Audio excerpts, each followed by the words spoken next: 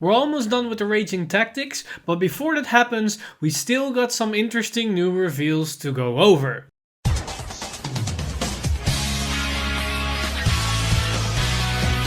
Stand up! Vanguard! Hey Cardfighters, welcome back to another Cardfight update, and today we've got the final pieces of the Raging Tactics reveals.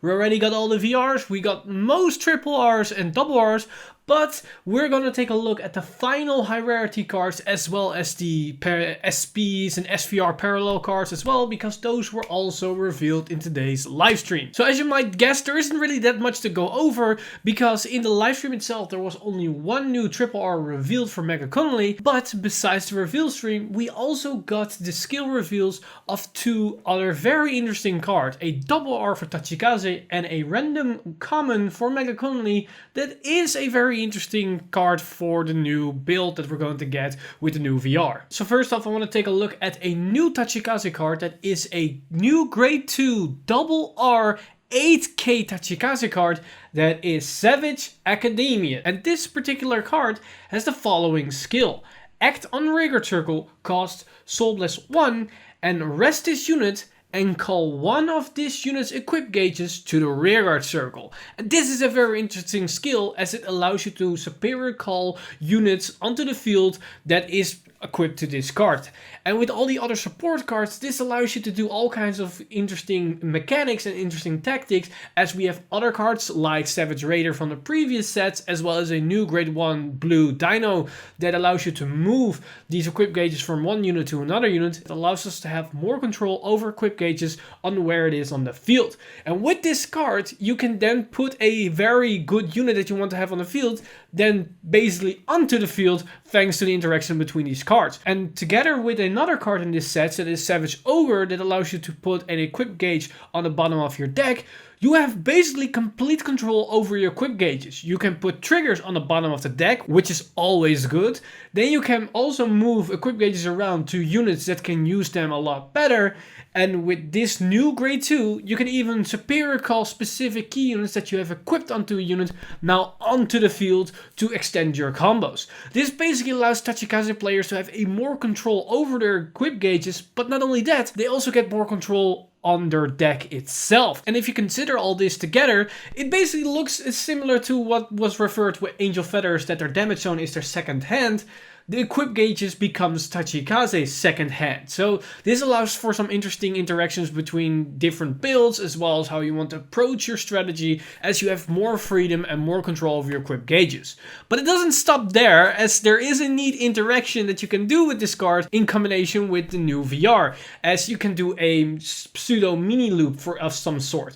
Because if you have two copies of this Savage Academian onto the field, and you have Anger Blader as your Vanguard, you can then proceed to put one Academian onto the other one as an equipped gauge, and then retire one of your opponent's rearguards. And you do this thanks to the skill of the VR. And what you can do then is use the skill of the Academian that's still on the field to superior call the equipped version onto the field once again. So now you have a rested one and a standing one. So basically what you can do at this point is once again use the VR skill to put the rested copy onto the other one as an equipped gauge, and then proceed to retire one unit of your opponent once again. And you can proceed this loop for indefinitely as long as you have soul to pay. And what this allows you to do is basically use your soul as a retire fodder, so you can dump your soul to field nuke your opponent's board. In some cases it can be very good, as it allows you to have more control options without dedicating your hand, as that was the case when Anger Blader was revealed.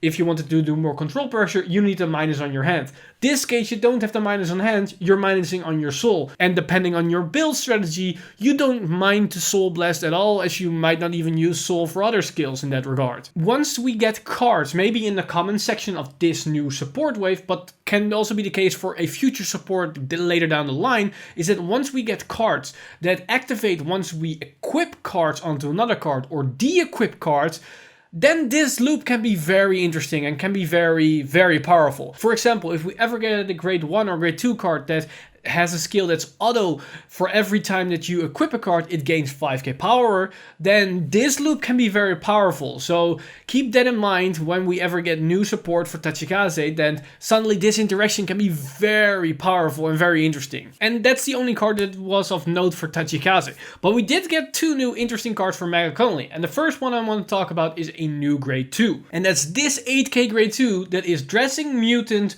Aggro Billbug. And its skill is very simple. It's continuous a rearguard circle. During the battle, it attacked a Vanguard. If your opponent's card was put from the deck into the drop zone this turn, when your opponent would call Guardians from his or her hand, he or she must call 2 or more at the same time. So basically, whenever you force your opponent to mill a card from their deck into the drop zone, you now have a Battle Dory skill on this unit. And the 8k might look bad, but on a Battle Dory skill, you actually don't want to accumulate a lot of power. You just want to barely hit your opponent so they're forced to overguard. So the skill on an 8k body like this makes absolutely sense. You only need a small boost behind it to just make it hit. Maybe use Protect 2 because that makes it a 13k attacker and that hits anybody except grade 4s, but most decks don't have access to those. So this is a very solid skill in itself, and it synergizes with the new mill mechanic. It is the question if the mill mechanic is strong enough that it allows to flourish well. This card does help with that, especially that the mill mechanic has a lot of annoying guard restrictions built into it and a lot of discard as well, can make it really threatening if you have 2 of these units onto the field as well, with some nasty guard restrictions added on top of that. But it wasn't definitely the only Mega Only card that was revealed today, as on the live stream we've got another grade 2, and that's this 9k grade 2 Spare Attack Mutant Megalera Lancer. And its skill is a very odd one, as it's auto and rearguard circle. When it attacks a Vanguard, this unit gets power plus 2k until the end of battle for each of your opponent's rested rearguards. Then cost, put a rearguard into your soul and your opponent cannot intercept until the end of turn. On first glance, this doesn't really look that powerful, that interesting, especially for a triple R slot, as at best it maybe get an increase of 10k when your opponent has a full field. Maybe against Axel it's a bit more if they have Axel circles as well, but overall it doesn't really hit that high. And then you need to minus yourself to get it to block your opponent from intercepting. That's also not really powerful because either you need to remove a booster on a column that still has to attack, so you're weakening yourself to block your opponent from intercepting for the rest of the turn. But in most cases, you probably are using this as the second attack and then remove one of your own rested units that's already onto the field. But in that case, your opponent could have already preemptively intercepted because they knew that they might not be able to do that once this unit attacks. So it is a bit interesting in the way that it synergizes with the general playability of how Vanguard works. But when we take a better look, then we can see the actual value that's in this card, because the blocking of intercept isn't really the thing that's of note here.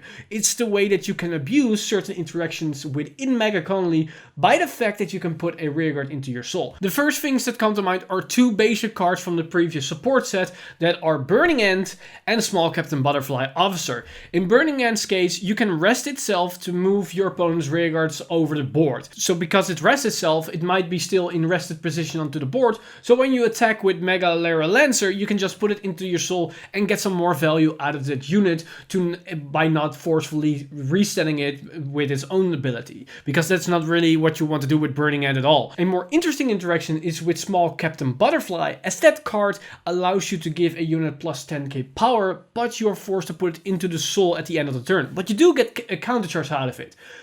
But how that is worded is that even though that unit might not be onto the field at the end of the turn, you still get the counter charge afterwards. So what you can do is, because that unit is going to be in the soul anyways at the end of the turn, you can use Megalera Lancer's skill to put that unit preemptively in the soul and get more benefit out of it, because maybe your opponent still has some rearguards that could intercept, but now you're blocking it from that. So there is no downside to using that skill in that sense. So you get more mileage out of your cards by combining these skills together. A little bit how Great Nature works together to stack all their skill unit's effect onto one rearguard, so that only one rearguard is retired at the end of the turn, but instead you only draw one, you might draw 3 or 4 cards at the same time. But that's just scratching the surface. The big thing about this card is the fact that it states put a rearguard unit into the soul. So that means you can put Great Freeze into the soul. So you can accelerate your high power finishers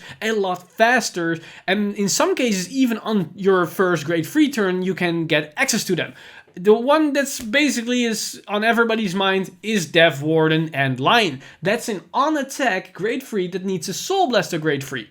So what you can do is call an Antlion to the field, call another Great Free to the field, and you have this Megalera Lancer onto the field. You attack with Megalera Lancer, you put the Great Free that's probably on the back row into the soul, and then afterwards you attack with Antlion and use its skill to Soul Blast that Great Free and immediately have the guard restriction with the power and the crit onto it. So you get that thing a turn earlier, and that can be on a turn where your opponent is still at grade 2. And because you attacked first with Megalera Lancer, even if they had interceptors onto the field, in this scenario, they cannot use them. They cannot preemptively intercept with them. They are blocked out of it because you attacked first with Megalera Lancer. And there are also new Great Frees into this set that Soul Blast Great Frees. We have the new VR, as well as a new rearguard unit that uses also the new machining support card Soul Blast is Great Free. So in combination with this grade 2, you have more access and faster access to these powerful skills, and that can be the saving grace of this grade 2, as on the first glance it might not be a triple R status card, but once we see the interactions between cards, we can suddenly see how we get some more mileage and value out of this particular effect. And that's basically everything for the reveals that we got today in card reveals. However, there was one extra card that was preemptively revealed during the livestream as they were starting to open packs. They revealed that Tachikaze's new vanilla is going to be the grade 2 with double crit variant. And that is very interesting, as that can synergize really well with our new VR Anger Blader, as it can allow it to restand, and we have other skills that can push power onto that unit, so it can hit for good numbers as well, even if it's not on an axle circle. So this can be a very good tech option for certain players that want to focus on the Anger Blader restand ability, so they can push for high damage very quickly on in early stages of the game. But besides that, we also got the obvious reveals of the new high rarity cards. So we've got the new SPs as well as the new SVRs. And this time they are equally distributed. We got 3 SPs for every single clan, so 3 Spikes, 3 SPs for Mega Conley, and 3 SPs for Tachikaze. And overall, they are looking pretty damn good. We also got the review of their SVR type, and it looks like they're going back to My Glorious Justice, as it looks very similar to that pattern that we've seen with the previous extra booster set. So it could be that this pattern is gonna be for extra boosters, and the things that we've seen with Aerial Steed Liberation and Phantasmal Steed Restoration could be a thing for main booster sets.